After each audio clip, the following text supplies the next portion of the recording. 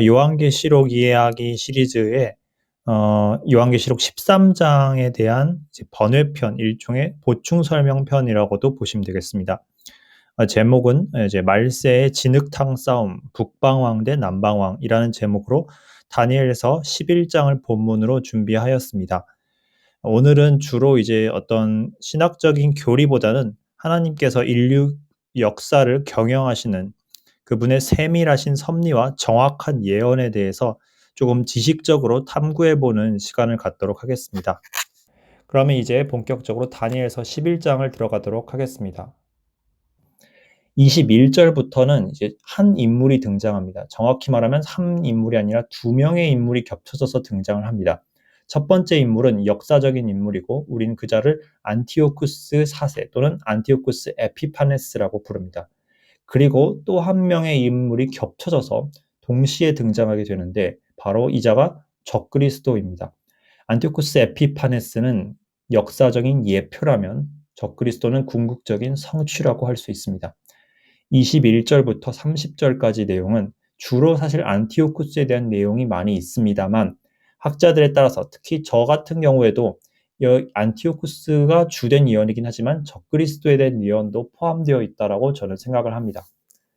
그리고 31절에서 35절까지는 이 두 인물 모두에 대한 이중 예언이 나오는데 주로 이제 마카비 혁명 당시와 7년 대환란 당시에 멸망에 가증한 것 사건을 주로 다루고 있습니다. 36절부터 39절까지는 안티오쿠스보다는 주로 적그리스도에 대한 설명이 자주 나옵니다. 40절부터는 더 이상 이제 이중 예언이 아니라 완전히 종말의 때에 있을 일들에 대한 예언이 나오게 됩니다.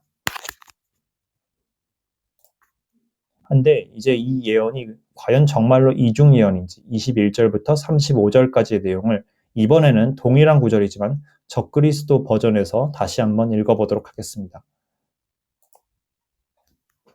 또 그의 영토에서 한 비천한 사람이 일어납니다. 바로 적그리스도죠.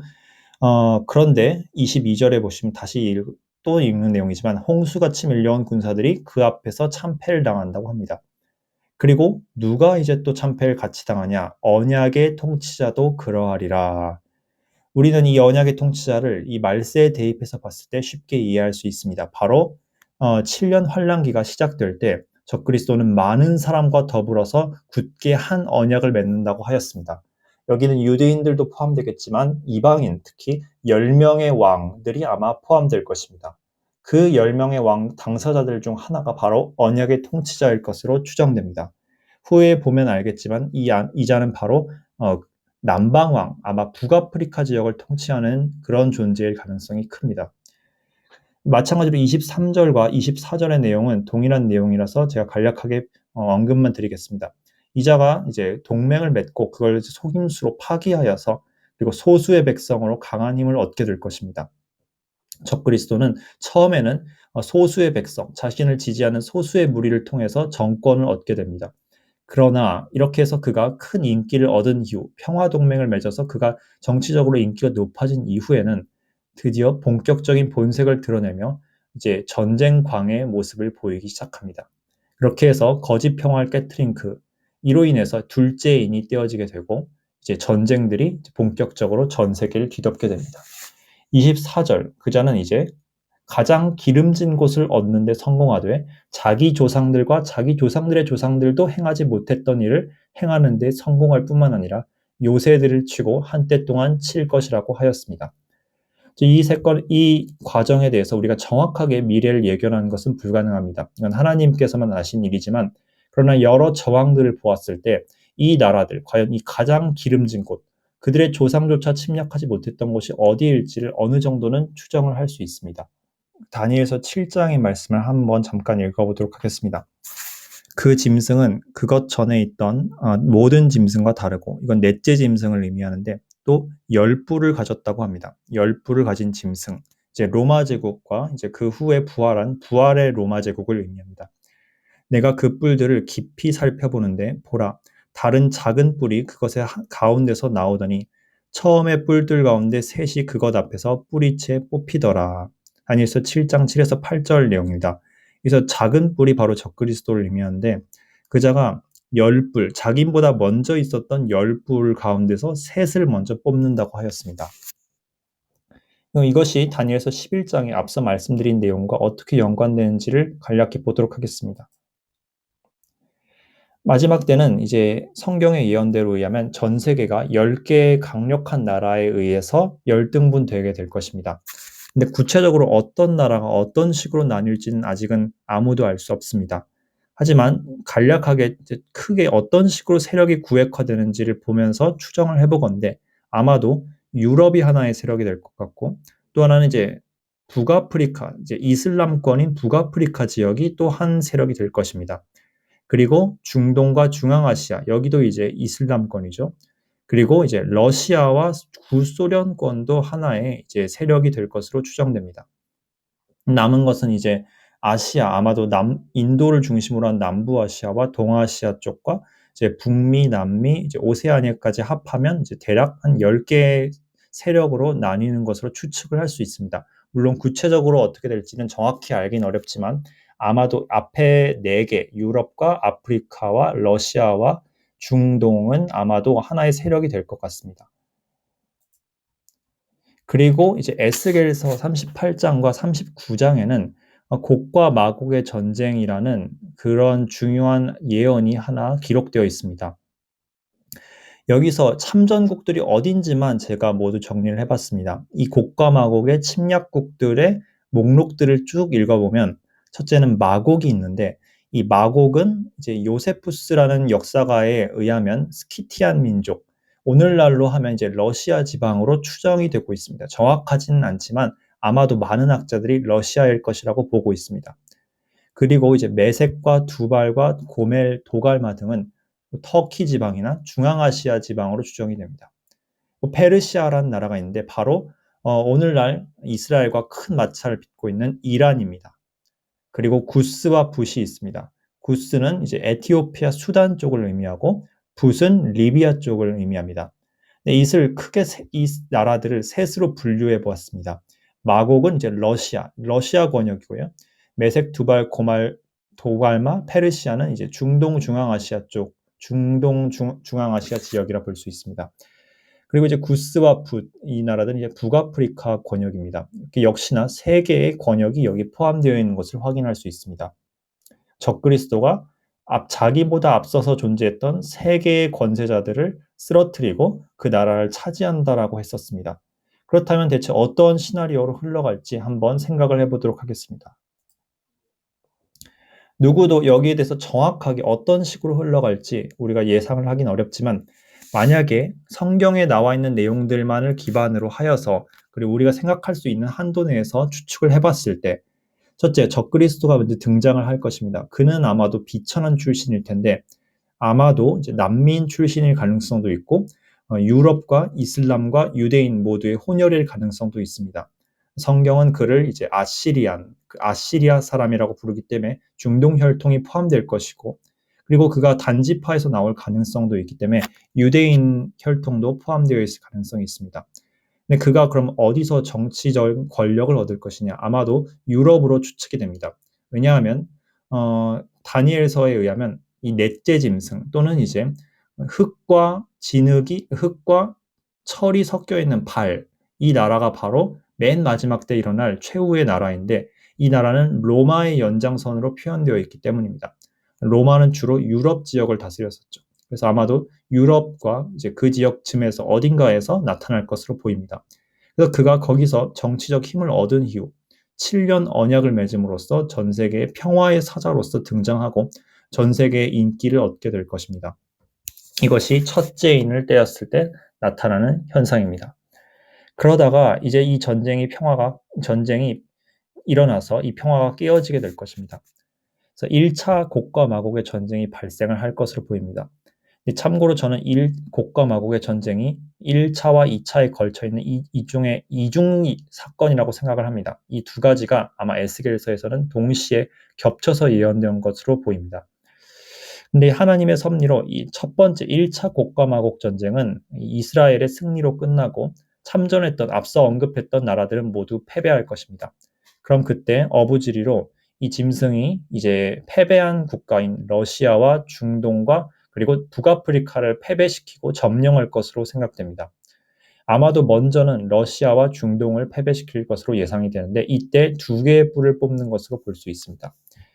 그 이후에 이제 중동 지방이 그의 영역 안에 들어가게 되었을 때 이제 바벨론, 옛날에 오늘날의 이라크이며 과거에 바벨론이 있었던 이 지역이 어, 전 세계적인 중심지로 재건될 것이며 유럽이나 미국을 포함해서 그곳에 있는 모든 음녀 바벨론 세력들이 모든 돈과 권력과 정치와 종교와 모든 중심지들을 이 바벨론 쪽으로 옮겨놓게 될 것입니다. 그리하여 세계의 모든 중심과 권력과 부는 바로 이 중동 지방으로 다시 한번 집중되게 될 것입니다. 이 과정에서 어쨌든 이란은 이 곡가마곡 전쟁에서도 패하고 또 적그리스도의 침략도 받게 되므로 초토화되고 온 국민들이 전 세계로 난민이 되어 흩어지게 될 것입니다. 예레미야서를 나중에 통해서 이 부분에 대해서 자세히 말씀드리도록 하겠습니다. 그 이후에 마곡 땅 러시아도 마찬가지로 이제 크게 폐허가 될 것으로 보입니다. 자, 그럼 25절부터 보겠습니다. 그가 자기의 권세와 용기를 불러일으켜 큰 군대를 거느리고 남쪽 왕, 드디어 남쪽 왕, 북아프리카 쪽에 있는 그 권역과 싸우게 될 사건을 말하고 있습니다. 이 사건이 바로 북방 왕인 적그리스도가 남방 왕인 이집트의 왕, 최후의 파라오와 전쟁을 하는 그런 내용입니다. 남쪽 왕도 분발하여 심히 크고 강한 군대를 거느리고 싸울 터이나 그가 서지 못하리니 이는 그들이 계략을 미리 세워 그를 칠 것이기 때문이라. 참으로 그가 정해준 양식을 먹는 자들이 그를 멸할 것이요. 아마도 이 파라오의 세력 내에서 내분이 일어나게 될 것입니다. 그로 인해서 승리는 이제 북방 왕 적그리스도의 것이 될 것이고 이 과정에서 이 이집트 지역, 아니 북아프리카 지역도 이제 뽑히게 될 것입니다. 이로써 세 번째 뿔도 역시 뽑히게 됩니다. 그 뒤의 과정은 이제 제가 같은 내용이니까 생략하도록 하겠습니다. 어쨌든 간에 이 과정에서 1차 전쟁에서는 1차 북방왕 남방왕 전쟁에서는 북방왕의 승리로 끝나지만 그렇다고 파라오의 권세가 완전히 꺾이지는 않을 것으로 보입니다. 결국에 그가 다시 재기할 것으로 예상이 됩니다. 그리고 그 이후에 적그리스도는 많은 재물을 갖고 자기 땅으로 돌아가게 되는데 아마 이 자기 땅이 말세 음녀 바벨론이 있을 오늘날의 바벨론 지역, 이라크 지역으로 생각됩니다. 그리고 그때부터 기독교와 유대인들을 향한 은근한 핍박이 시작될 것입니다. 29절 정해진 때 그가 그 아시리아 사람인 적그리스도를 의미합니다. 그가 되돌아와서 남쪽으로 향할 터이나 즉 한번 꺾었으나 다시 한번 재기한 그 최후의 파라오를 이제 확실하게 쓰러뜨리고자 재공격을 가하는 때가 있을 것입니다. 즉 2차 북방왕 남방왕 전쟁이 벌어지는 것입니다. 그러나 이때는 적그리스도가 승리하지 못하게 될 것입니다. 왜냐하면 30절에 보시면 이는 기띔의 배들이 와서 그를 칠 것이기 때문이라. 즉 유럽 쪽에 있는 어떤 세력이 이 남방왕 파라오와 연합을 해서 적그리스도를 패배시킬 것으로 보입니다. 아마도 이 과정에서 그자가 일시적인 육신적 죽음을 겪게 될 것으로 보입니다. 아마 가짜 죽음과 그리고 그 이후에 이어질 가짜 부활로 이어지게 될 것으로 예상됩니다. 이와 관련해서는 에스겔서 28장 두로 왕에 대한 내용과 그리고 에스겔서 31장의 내용을 보시면 이 자가 이제 육신적으로 이방 민족의 침략으로 죽임을 당할 것이라는 내용이 나와 있습니다. 그리고 계시록 13장에도 그의 머리 중 하나가 칼로 상한 바 될 것이라는 예언이 있는데 이것을 이제 참조하시면 되겠습니다. 그런데 그 자가 결국에는 사탄의 힘을 통해 이제 거짓 부활에 성공하게 됩니다. 그러므로 그가 근심하여 돌아가서 경노하여 거룩한 언약을 대적하리라.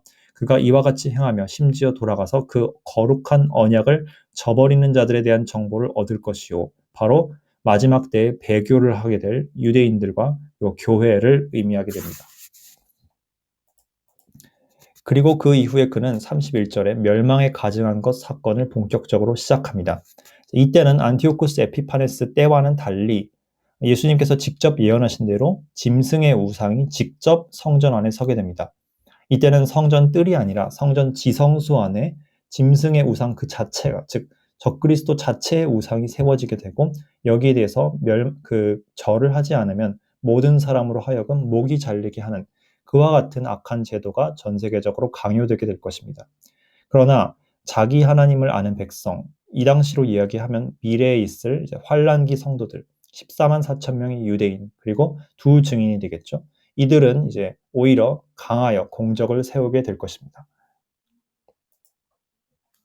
백성 중에 깨닫는 자들이 이제 14만 4천인 같은 이제 훌륭한 전도자들이 많은 사람에게 교훈을 줄 터이나, 즉 이제 전 세계 유대인들과 이방인들에게 복음과 성경의 진리를 전할 것입니다.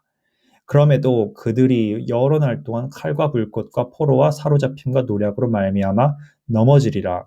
수많은 환난 성도들이 순교당할 것을 이야기하고 있습니다. 요한계시록 7장을 참조해 주시면 되겠습니다. 자, 이제 그들이 넘어질 때 적은 도움으로 도움을 받을 터이나, 즉 일부 양에 해당되는 민족들, 양과 염소 중 양민족들이 유대인들과 그리스도인들을 돕고 그들의 편에 서긴 할 것입니다. 그러나 많은 사람이 아첨하는 말로 그들에게 붙으리라. 반면에 염소 민족의 경우에는 그들을 잠시 도와주는 척 하다가 후일에는 본색을 드러내고 배교하게 됩니다. 35절, 또 명철한 자들 가운데 몇이 넘어져서, 자, 여기서 환난 성도들 뿐만 아니라 두 증인도 이제 순교를 당한 것을 우린 요한계시록 7장과 11장에서 보았습니다. 이 목적은 바로 그들을 단련하며 정결하게 하고 희귀에 하되 끝이 임할 때까지 하리니, 이는 그 일이 여전히 정해진 때에 관한 것이기 때문이라. 바로 이 목적은 유대인 성도들, 특히나 아직까지 그 당시에 예수님을 아직 안 받아들일 민족적인 이스라엘이 최종적으로 회개하고 주님을 단체로 받아들이게 하기 위한 그런 목적으로 이런 환란이 있는 것입니다.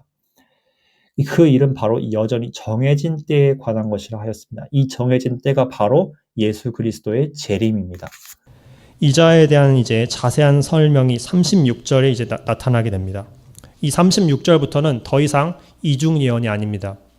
여기서부터는 안티오쿠스 에피파네스가 아니라 순수하게 적그리스도에 대한 예언만을 쭉 나타내고 있습니다. 36절, 이 왕은 자기 뜻대로 행하며, 예수님께서 이제 자기 뜻대로 행하지 않으셨습니다. 오직 아버지 하나님의 뜻을 이루시고자 이 땅에 왔습니다. 근데 이 자는 자기 뜻대로 행하는 자가 될 것입니다.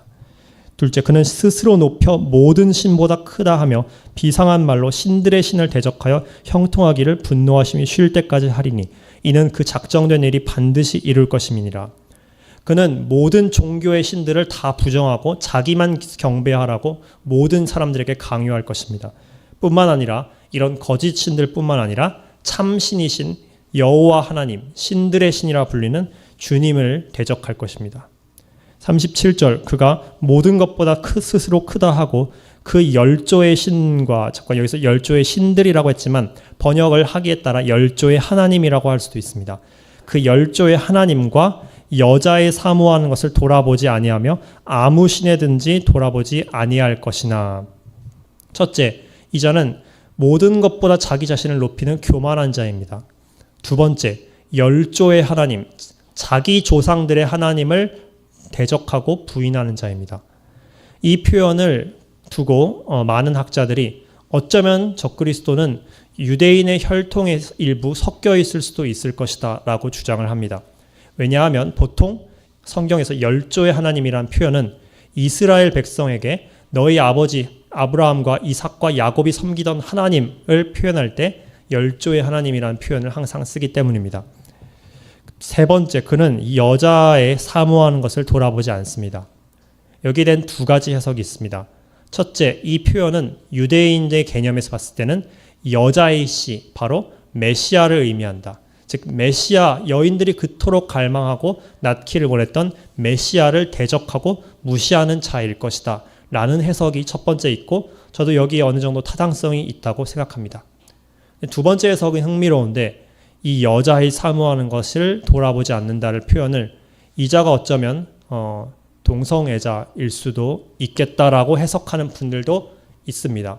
공교롭게도 오늘날 시대는 하나님께서 정하신 남자와 여자의 결합을 부인하는 시대로 가고 있습니다. 근데 이자가 아무 신도 안 섬기는 것은 아닙니다. 38절에 보면 그 대신에 세력의 신을 공경할 것이요 또 그 열조가 알지 못하던 신에게 금, 은, 보석, 보물을 들여 공경할 것이며 그는 이방인을 힘입어 크게 견고한 산성들을 취할 것이요 모를 그를 안다 하는 자에게는 영광을 더하여 여러 백성을 다스리기도 하고 그에게서 뇌물을 받고 땅을 나눠주기도 하리라. 자, 그는 첫째 세력의 신이라고도 불리고 열조가 알지 못하던 신이라고도 하고 이방 신이라고도 하는 존재를 섬깁니다. 성경에서 이스라엘 백성에게 알지 못하던 신이라는 표현이 굉장히 많이 나옵니다. 이것은 이스라엘 사람들에게만 보통 하던 표현입니다. 하나님께서는 모세를 통해 또 아브라함을 통해 언약을 맺으셨기 때문에 오로지 이스라엘 백성에게 있어서 그들이 아는 신, 서로 친밀한 관계가 있는 신은 여호와 하나님뿐입니다. 그렇기 때문에 이스라엘 백성들이 우상 숭배를 할 때 하나님께서는 이런 표현을 쓰십니다. 너희 열조가 알지 못하던 신을 섬겼구나라고 경고를 합니다. 즉 이 알지 못하는 신은 바로 우상신을 의미하며 이 맥락에서는 바로 이 존재는 사탄 마귀 루시퍼를 의미합니다. 즉 이 적그리스도는 자기 아버지인 루시퍼의 힘을 힘입어서 전 세계의 권력을 차지하는 그런 사악한 존재가 될 것입니다. 40절부터 맨 끝까지의 내용을 보도록 하겠습니다. 이 내용은 더 이상 역사적인 안티오쿠스 에피파네스에게는 적용이 되지 못합니다. 왜냐하면 모순되는 내용들이 많기 때문입니다. 그래서 여기서부터의 내용은 마지막 때 7년 환란기, 그 중에서도 후반부 3년 반에 있을 전쟁에 대한 내용입니다. 앞서 파라오, 그 최후의 파라오 남방왕이 북방왕 적그리스도와 두 차례에 걸쳐서 전쟁을 하는 것을 보았습니다. 처음에는 적그리스도가 승리하여서 남방왕에 해당되는 뿔을 뽑았었지만 두 번째 싸움에서는 오히려 적그리스도가 육신적인 죽임을 당하는 일을 겪었습니다. 그리고 그가 거짓 부활을 통해 사탄의 힘으로 부활한 이후에는 마지막 세 번째 남방왕 대 북방왕 전쟁이 벌어지는데 이때는 철두철미하게 남방왕이 완패하고 그리고 죽임을 당하게 됩니다. 그 남방왕이 죽임을 당하는 내용에 대해서는 제가 이집트 시리즈 제3편에 자세하게 기록을 해두었습니다. 에스겔에서 31장, 32장을 참조해 주시면 감사하겠습니다. 40절, 끝이 임하는 때, 종말의 때를 말합니다. 남쪽 왕 파라오가 그를 향해 밀고 나올 터이나, 여기서 그는 이제 북방왕 적그리스도를 의미합니다. 이 3차전이 되겠죠. 그러나 북쪽 왕이 병거와 기병과 많은 배를 거느리고 회오리 바람처럼 와서 그를 치고 여러 나라에 들어가서 흘러 넘치며 지나가리라. 네, 이 둘이 싸워서 북방 왕이 완승하고 남쪽 왕은 완전히 전멸하여서 이집트는 철두철미하게 패망하고 황폐화되고 전 세계로 디아스포라를 당하게 될 것입니다. 한편 이 40절을 조금 다르게 해석하시는 분들도 있습니다. 40절에서 끝이 임하는 때 남쪽 왕이 그를 향해 밀고 나올 터이나, 여기까지는 똑같이 해석하는데 뒤에 나올 북쪽 왕을 아예 적그리스도와는 별개인 다른 왕으로 해석하는 해석도 있습니다. 이 이론을 세 명의 왕 이론이라고 부릅니다. 앞서 나온 해석은 두 명의 왕 이론이라고 대조해서 부릅니다. 아무튼 이 이론이 맞다고 한다면 남방왕과 그리고 유럽이나 또는 러시아 지역에 있는 북방왕, 이 두 세력이 연합해서 적그리스도를 동시에 치는 내용으로 볼 수 있습니다. 이렇게 됐을 때는 어떻게 되느냐? 결국에 또 적그리스도가 이겨서 자기를 침략하고 배반했던 북방왕과 남방왕 모두를 진압하게 되는 그런 결과로 이어지게 됩니다. 그리고 41절 보겠습니다. 그가 또한 영화로운 땅으로 들어가며 많은 나라를 뒤엎을 터이나 이들 곧 에돔과 모압과 암몬 자손의 우두머리는 그의 손에서 피하리라. 제가 관련된 내용을 이사야서 15장, 16장을 다룰 때, 즉 모압의 심판에 대한 내용을 다룰 때 자세히 다루었고 상단 영상에 참조를 걸어드리도록 하겠습니다. 그리고 이스라엘과 팔레스타인의 운명에 대해서도 비슷한 내용을 언급하였습니다. 이 에돔과 모압과 암몬 자손, 아마도 지금의 요르단 지역의 어떤 민족들이 다시 모이게 될 텐데 그들은 운 좋게 이 적그리스도의 영향권 안에서 벗어나게 되고 아마도 이스라엘을 위한 피난처를 제공할 수 있는 기회를 받게 될 것으로 생각됩니다. 42절입니다.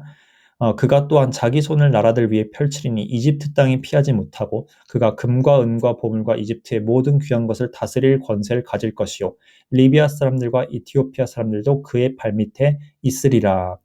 에돔, 모압, 암몬과는 달리 자, 이 세 나라, 이집트, 리비아, 에티오피아 모두 다 북아프리카 권역의 나라들입니다.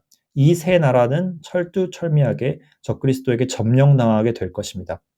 이 결과로 이제 이사야서 19장을 보시면 이집트 땅에는 크나큰 고통과 환란이 임하게 됩니다. 그 과정에서 아이러니하게도 이집트 사람들이 마침내 하나님께 회개하고 돌아오고 그분을 찾는 역사가 벌어지게 됩니다. 그렇게 해서 이집트는 훗날 예수님께서 재림하셨을 때 그 남은 자, 믿음으로 남은 자들이 구원을 받게 되고, 그리고 몇 년이 지난 이후에 천년왕국 때 이집트는 비록 작은 나라이지만 형태가 회복되어서 이스라엘과 더불어서 주님의 통치를 받는 나라가 된다고 기록이 되어 있습니다. 앞서 말씀드렸던 이스라엘과 팔레스타인 영상, 제가 다시 한번 상단 링크를 걸어드리겠습니다. 마찬가지로 모압의 심판에 대한 내용도 상단에 링크를 걸어드리겠습니다. 자, 그리고 마지막 이제 다니엘서 11장의 44절과 45절을 보겠습니다. 이제 마지막 부분입니다. 자, 이 마지막 부분은 아마겟돈 전쟁에 대한 내용을 다루고 있습니다. 44절을 읽어보시면 그러나 동쪽과 북쪽에서 나오는 소문이 그를 근심하게 하므로, 이렇게 적그리스도가 세 개의 뿔을 꺾고 또 반란을 일으켰던 북방과 남방에 있는 모든 반란군들을 진압하여서 철두철미하게 자기 권역으로 종속시켰습니다. 그리고 나머지 10뿔, 전 세계의 나머지 10뿔 또한 그에게 자발적으로 항복하여서 그를 세계 단일 정부의 수장으로 세웁니다. 그러나 하나님의 7나팔과 7대접 심판이 계속됨으로 말미암아 전 세계는 이제 분열되게 되고 민심은 크게 폭락하게 됩니다. 그 결과 북쪽과 동쪽에서 다시 한번 반란군이 나타나게 될 것입니다. 이 시점은 아마도 거의 6번째 대접이 부어지는 시점으로 생각됩니다. 6번째 대접이 부어질 때 동방의 왕들이 올 수 있도록 유프라테스 강이 마른다라는 계시록의 말씀이 있습니다. 이것을 보았을 때 바로 그 동방의 왕이라는 것이 여기서 언급된 동쪽이라고 생각이 됩니다.